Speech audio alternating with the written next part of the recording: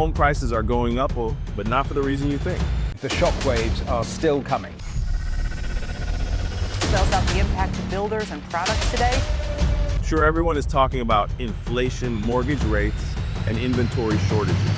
But there is another silent force making homes more expensive, and it is happening before a single nail is hammered or brick is laid. Tariffs. These behind-the-scenes trade policies are quietly pushing up the price of materials, delaying build timelines, and reshaping the real estate landscape in ways most people, including investors, never see coming.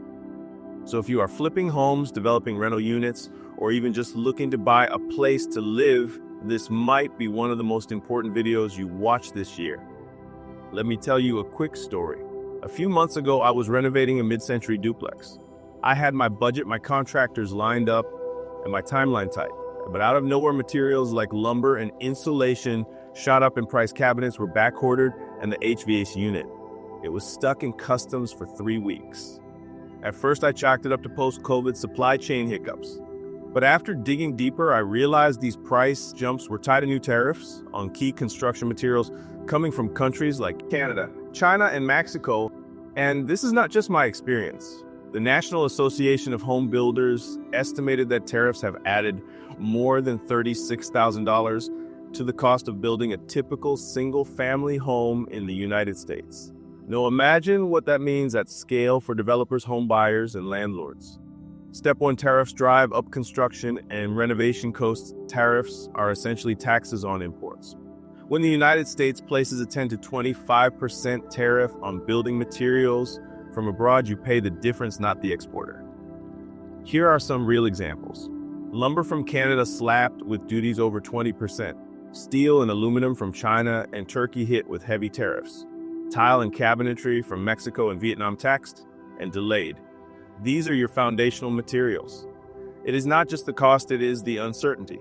Contractors now build contingency pricing into bids, which inflates your budget before the first demo. And in high-cost markets like Hawaii or California, where 80 to 90% of building materials are imported, the impact is magnified. Now imagine trying to BRR a deal when your rehab budget just ballooned 20%. It changes the entire deal math. Step 2, costs. Get past to buyers and renters. Here's where it gets personal. As developers pass their increased costs down the line, home buyers pay more, not because the land is more valuable, because the drywall got more expensive. For someone looking to buy a $500,000 home, just a 5% increase in build costs can raise the total purchase price by $25,000. Pair that with today's 7% mortgage interest rate, and you have now priced out thousands of middle-income families who qualify on paper but not in practice. Renters are not spared either. If you are investing in long-term or mid-term rentals, your break-even point goes up. That is why we are seeing rents rising even when wages are not.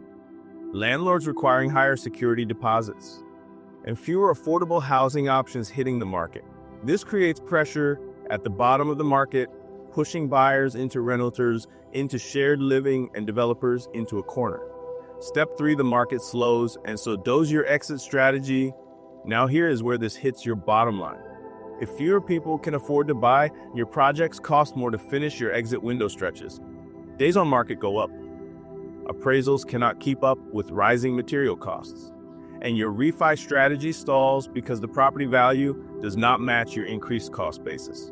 Let us say you put $150,000 into a renovation, but the comps only support $120,000 in improvements. Now you are either leaving equity on the table or holding longer than planned.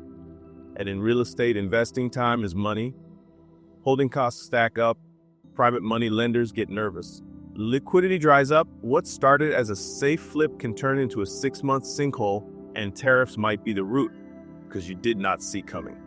This is not about politics, it is about patterns. Tariffs are a tool used to strengthen domestic manufacturing. But in industries where America does not produce the same volume, like steel, aluminum, tile, or engineered wood, tariffs can act as a tax on the end user. That is your buyer. This is especially true in markets that rely on global supply chains. Think Dallas, Honolulu, San Diego, or Seattle, where imports are critical to meeting demand. So whether you are a residential redeveloper or buy and hold investor or first-time buyer understanding how trade policy filters down to your deal pipeline is no longer optional. It is essential. So how do you protect your deals from this kind of disruption? In my next video, I am breaking down how to build a renovation budget that absorbs material volatility, how to vet supply chains, and how to negotiate better contractor terms even when prices are rising. Make sure to subscribe and turn on notifications so you do not miss it. And if you have already felt the sting of tariff-driven costs or delayed timelines, drop a comment below. Let us build a knowledge base in the community. This is not just about surviving the market, it is about mastering the game. See you in the next video.